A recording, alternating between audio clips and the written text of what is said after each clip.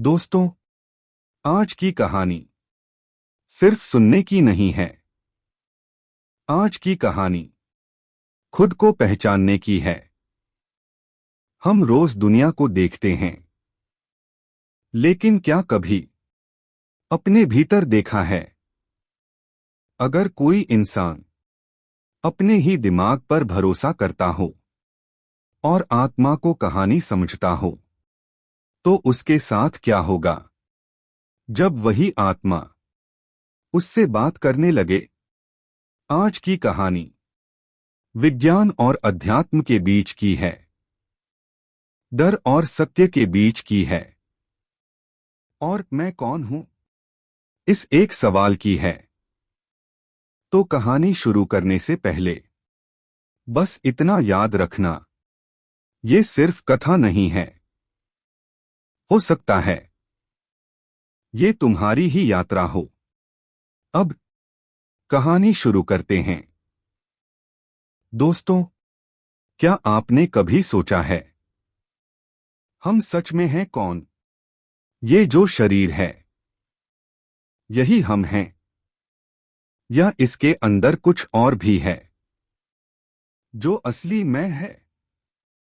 आज जो कहानी मैं आपको सुनाने जा रहा हूं, वो सिर्फ कहानी नहीं है। हो सकता है ये आपकी कहानी भी हो। रात के 2:17 थे। आरव अचानक नींद से उठ बैठा, पसीने से भीगा हुआ, दिल तेज धड़क रहा था। उसे फिर वही सपना आया था, एक पुराना पत्थर का दरवाजा किसी पहाड़ की गुफा में, और उस पर कुछ अजीब अक्षर लिखे हुए। वो अक्षर उसने कभी सीखे नहीं थे, फिर भी वो पढ़ पा रहा था। तुम जो खोज रहे हो, वो तुम्हारे अंदर है। हर बार की तरह जैसे ही वो दरवाजा खोलने जाता, उसकी नींद खुल जाती। लेकिन इस बार उसे लग रहा था कि ये सिर्फ सपना नहीं है। आरव कोई साधारण इंसान नहीं था। वो एक न्यूरोसाइंस रिसर्चर था। उसका मानना था कि इंसान सिर्फ दिमाग है, और जो कुछ भी हम महसूस करते हैं वो केमिकल रिएक्शन है। आत्मा और पुनर्जन्म उसके लिए सिर्फ कहानियां थीं। लेकिन पिछले 3 महीनों से उसके साथ अजीब घटनाएं हो रही थीं। अगले दिन लैब में कंप्यूटर स्क्रीन अचानक ब्लैक हुई और वही अक्षर चमकने लगे जो उसने सपने में देखे थे। उसने सिस्टम चेक किया, कोई वायरस नहीं, कोई हैक नहीं। शाम को घर आया तो उसकी माँ ने एक पुराना डिब्बा दिया। ये तुम्हारे दादाजी ने तुम्हारे लिए छोड़ा था। कहा था 27 साल का हो जाए तब देना। डिब्बे में एक पुरानी डायरी थी। पहले पन्ने पर लिखा था, मानव जीवन का सबसे बड़ा रहस्य मृत्यु नहीं, पहचान है।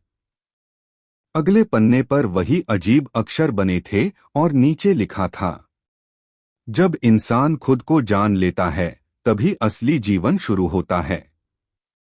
डायरी में 5 परतों की बात थी, शरीर, सांस और ऊर्जा, मन, बुद्धि और आनंद।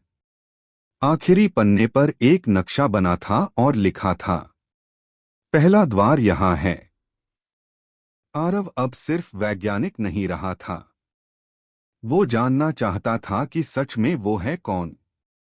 2 दिन बाद आरव नक्शे में बताई गई जगह पहुंच गया। पहाड़ों का रास्ता सुनसान था। स्थानीय लोगों ने उसे रोका, वहां मत जाओ, अजीब जगह है। लेकिन आरव नहीं रुका। ऊपर एक पुरानी गुफा थी। अंदर वही पत्थर का दरवाजा था जो उसने सपने में देखा था। वही अक्षर, वही कंपन। जैसे ही उसने दरवाजे को छुआ, तेज रोशनी फैली और उसके सामने उसकी जिंदगी के दृश्य आने लगे। बचपन, स्कूल, कॉलेज। फिर ऐसे दृश्य जो उसने कभी देखे ही नहीं थे। पुराने जमाने के कपड़े पहने एक आदमी सामने खड़ा था, जो बिल्कुल उसी जैसा दिखता था। एक आवाज आई, तुम्हें याद है? आरव कांप गया। कौन हो तुम? मैं तुम ही हूं। दरवाजा धीरे धीरे खुल रहा था। अगर सत्य जानोगे तो सामान्य नहीं रह पाओगे। आरव के सामने दो रास्ते थे, वापस लौट जाए या आगे बढ़े। उसने आंखें बंद की और आगे बढ़ गया। जब उसने आंख खोली तो वो गुफा में नहीं था। उसके सामने एक बड़ा दर्पण था।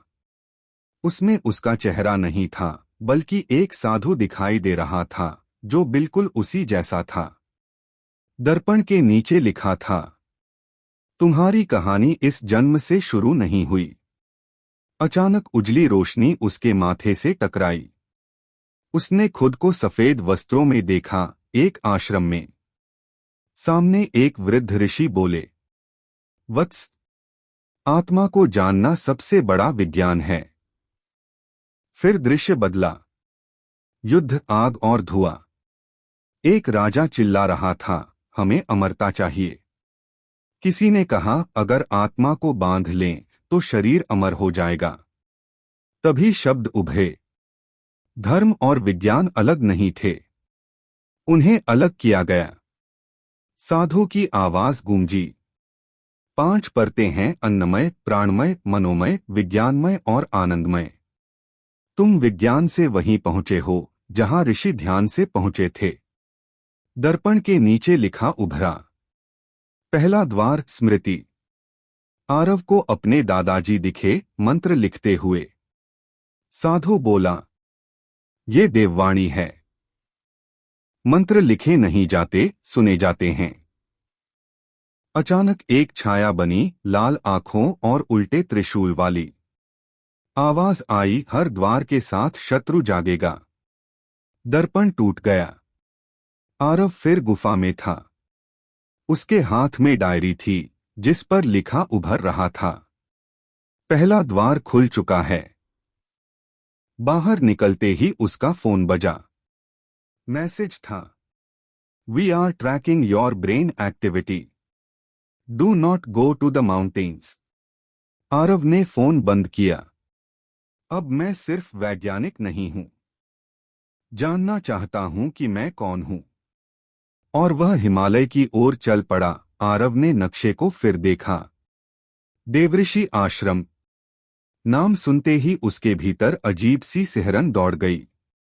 पहाड़ों का रास्ता और ऊंचा होता जा रहा था। मोबाइल सिग्नल गायब हो चुका था। चारों ओर देवदार के पेड़ और गहरी चुप्पी थी। तीसरे दिन शाम को उसे एक टूटा हुआ आश्रम दिखा। दरवाजे पर तिलक जैसा निशान बना था, लेकिन उल्टा। आरव रुक गया। ये तो गलत है। जैसे ही उसने कदम आगे बढ़ाया, घंटी अपने आप बज गई। टन टन टन। कोई नहीं था, फिर भी आवाज आई, तुम देर से आए हो। आरव पलटा। पीछे कोई नहीं। फिर सामने एक बूढ़ा साधु दिखाई दिया, जैसे हवा से बना हो। उसकी आंखें पूरी काली थीं। महर्षि अत्रेय। आरव फुसफुसाया। साधु बोला, नाम मत लो। यहां नाम नहीं रहते, यहां स्मृतियां रहती हैं। आश्रम के भीतर दीपक अपने आप जल रहे थे, पर दीवारों पर अजीब छायाएं चल रही थीं। ये जगह छोड़ी क्यों गई? आरव ने पूछा। साधु बोला, क्योंकि यहां दूसरा द्वार है, और हर द्वार रक्षा मांगता है। उन्होंने एक पत्थर की पटिया हटाई। नीचे अंधेरी सीढ़ियां थीं। यहीं से जाओ, साधु बोला। और याद रखना, तप के बिना सत्य नहीं दिखता। आरव नीचे उतरा। आखिरी सीढ़ी पर पहुंचते ही ऊपर का दरवाजा अपने आप बंद हो गया। चारों ओर अंधेरा था। तभी उल्टे मंत्रों की आवाज गूंजी, जैसे किसी ने संस्कृत को बिगाड़ दिया हो। अचानक अग्नि जली। आग में कई चेहरे दिखे, साधुओं के, सैनिकों के, वैज्ञानिकों के। और बीच में वही आदमी जिसके माथे पर उल्टा त्रिशूल था। वो हंसा, तो तुम आ ही गए। तुम्हारी आत्मा हमें बहुत काम आएगी। आरव चिल्लाया, तुम कौन हो? वो बोला, हम वो हैं जो ब्रह्मा को कंट्रोल करना चाहते हैं। उसने जमीन पर अजीब यंत्र दिखाया, मंत्र और मशीन का मेल। तुम्हारे दादाजी इसे रोकना चाहते थे, इसलिए मरे। चारों ओर से छायाएं आईं। आंखों के बिना चेहरे बोले, हमें शरीर चाहिए। आरव पीछे हटा। तभी उसे साधु की बात याद आई। तप के बिना सत्य नहीं दिखता। उसने आंखें बंद कीं और गायत्री मंत्र बोला। धीरे, फिर तेज। आग की लपटें नीली हो गईं। छायाएं चीखने लगीं। वो आदमी पीछे हट गया। दीवार पर शब्द उभरे। द्वितीय द्वार तप। पत्थर टूट गया। अंदर एक ताम्र पट्ट था। उस पर लिखा था, जो आत्मा को बांधना चाहे वो राक्षस है। तेज प्रकाश हुआ। आरव जब होश में आया तो सुबह हो चुकी थी। वो आश्रम के बाहर था। सब सामान्य लग रहा था। बस जमीन पर जला हुआ उल्टा त्रिशूल पड़ा था। डायरी खुली थी। दूसरा द्वार खुल चुका है। और नीचे लिखा था, तीसरा और अंतिम द्वार तेरे भीतर है। तभी आसमान में हेलीकॉप्टर की आवाज गूंजी। आरव ने ऊपर देखा। वही काले कपड़ों वाला आदमी मुस्कुरा रहा था। अब भाग नहीं सकते आरव। या तो हमारे साथ चलो या तीसरा द्वार खोलो और सब कुछ खो दो। आरव की आंखें बंद हो गईं। उसके कानों में श्लोक गूंजा। यदा यदा हि धर्मस्य। हेलीकॉप्टर से उतरते हुए आदमी बोला, तुम्हें पता है तुम यहां क्यों पहुंचे? आरव ने शांत स्वर में कहा, क्योंकि मेरी आत्मा यहीं की है। वो हंसा। आत्मा? तुम लोग शब्दों में उलझे रहते हो। हमें शक्ति चाहिए। आरव बोला, शक्ति नहीं, तुम बंधन चाहते हो। ऋषियों ने आत्मा को बांधा नहीं, उन्होंने उसे जाना। आदमी का चेहरा सख्त हो गया। तुम्हारे दादाजी हमारे साथ थे। झूठ, आरव चिल्लाया। वो बोला, उन्होंने ही हमें द्वारों के बारे में बताया। लेकिन जब उन्होंने समझा कि ये मार्ग अहंकार के लिए नहीं है, तो उन्होंने हमें रोकना चाहा। उन्होंने कहा, जो आत्मा को पकड़ेगा वो राक्षस बनेगा। इसलिए उन्हें मौन कर दिया गया। आरव की आंखें भर आईं। तो तुम धर्मी नहीं, असुर हो। आदमी मुस्कुराया। असुर भी वेद पढ़ते थे, पर अर्थ बदल देते थे। आरव को दादाजी की पंक्ति याद आई। धर्म का मतलब पूजा नहीं, मर्यादा है। उसने आंखें बंद कीं।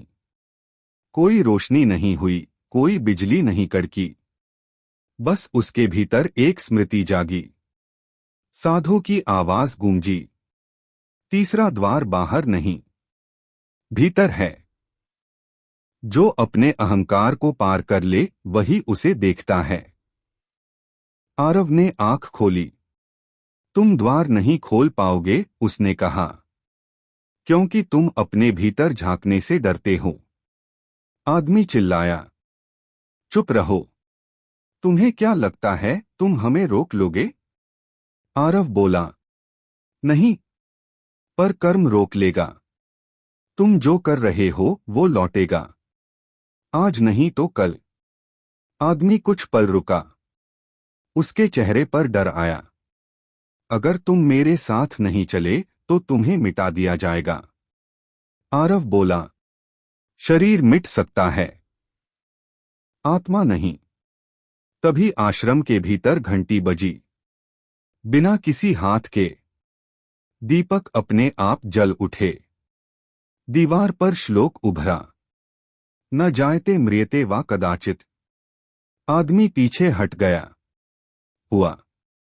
आरव जब होश में आया तो सुबह हो चुकी थी। वो आश्रम के बाहर था। सब सामान्य लग रहा था। बस जमीन पर जला हुआ उल्टा त्रिशूल पड़ा था। डायरी खुली थी। दूसरा द्वार खुल चुका है और नीचे लिखा था, तीसरा और अंतिम द्वार तेरे भीतर है। तभी आसमान में हेलीकॉप्टर की आवाज गूंजी। आरव ने ऊपर देखा। वही काले कपड़ों वाला आदमी मुस्कुरा रहा था। अब भाग नहीं सकते आरव। या तो हमारे साथ चलो या तीसरा द्वार खोलो और सब कुछ खो दो। आरव की आंखें बंद हो गईं। उसके कानों में श्लोक गूंजा, यदा यदा ही धर्मस्य। हेलीकॉप्टर से उतरते हुए आदमी बोला, तुम्हें पता है तुम यहां क्यों पहुंचे? आरव ने शांत स्वर में कहा, क्योंकि मेरी आत्मा यहीं की है। वो हंसा, आत्मा? तुम लोग शब्दों में उलझे रहते हो। हमें शक्ति चाहिए। आरव बोला, शक्ति नहीं, तुम बंधन चाहते हो। ऋषियों ने आत्मा को बांधा नहीं, उन्होंने उसे जाना। आदमी का चेहरा सख्त हो गया। तुम्हारे दादाजी हमारे साथ थे। झूठ, आरव चिल्लाया। वो बोला, उन्होंने ही हमें द्वारों के बारे में बताया।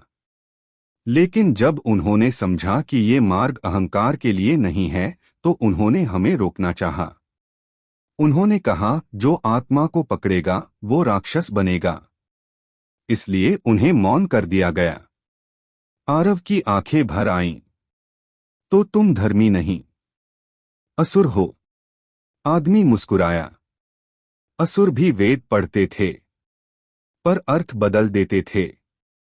आरव को दादाजी की पंक्ति याद आई, धर्म का मतलब पूजा नहीं, मर्यादा है। उसने आंखें बंद कीं। कोई रोशनी नहीं हुई, कोई बिजली नहीं कड़की। बस उसके भीतर एक स्मृति जागी। साधु की आवाज गूंजी, तीसरा द्वार बाहर नहीं, भीतर है। जो अपने अहंकार को पार कर ले वही उसे देखता है। आरव ने आंख खोली। तुम द्वार नहीं खोल पाओगे, उसने कहा, क्योंकि तुम अपने भीतर झांकने से डरते हो। आदमी चिल्लाया, चुप रहो। तुम्हें क्या लगता है तुम हमें रोक लोगे? आरव बोला, नहीं, पर कर्म रोक लेगा। तुम जो कर रहे हो वो लौटेगा, आज नहीं तो कल। आदमी कुछ पल रुका। उसके चेहरे पर डर आया। अगर तुम मेरे साथ नहीं चले तो तुम्हें मिटा दिया जाएगा। आरव बोला, शरीर मिट सकता है, आत्मा नहीं। तभी आश्रम के भीतर घंटी बजी। बिना किसी हाथ के दीपक अपने आप जल उठे। दीवार पर श्लोक उभरा, न जायते म्रियते वा कदाचित। आदमी पीछे हट गया। उल्टा त्रिशूल उसके हाथ से गिर पड़ा। हम फिर आएंगे, वो बुदबुदाया। और हेलीकॉप्टर उड़ गया। पहाड़ फिर शांत हो गया। आरव जमीन पर बैठ गया। उसकी आंखों से आंसू बह रहे थे। दादाजी की आवाज उसके भीतर गूंजी, ज्ञान का काम लड़ना नहीं, याद दिलाना है। डायरी खुली। आखिरी पन्ने पर लिखा उभरा, तीनों द्वार पूरे हुए।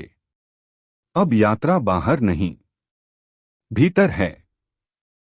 आरव शहर लौटा। नौकरी नहीं छोड़ी, पर उद्देश्य बदल गया। अब वो दिमाग नहीं, मनुष्य को समझना चाहता था। वो लोगों से नहीं कहता था कि भगवान है। वो बस कहता था, अपने कर्म देखो, अपने भीतर झांको, वहीं ईश्वर मिलेगा। आखिरी दृश्य, गंगा किनारे बैठा आरव। सूर्य ढल रहा है। वो डायरी में लिखता है, मैंने आत्मा को नहीं देखा, मैंने अहंकार को गिरते देखा। दोस्तों, अगर आपको ये कहानी पसंद आई हो तो वीडियो को लाइक जरूर करना और ऐसी ही कहानियों के लिए चैनल को सब्सक्राइब करना मत भूलना। इसे अपने दोस्तों के साथ शेयर भी करना।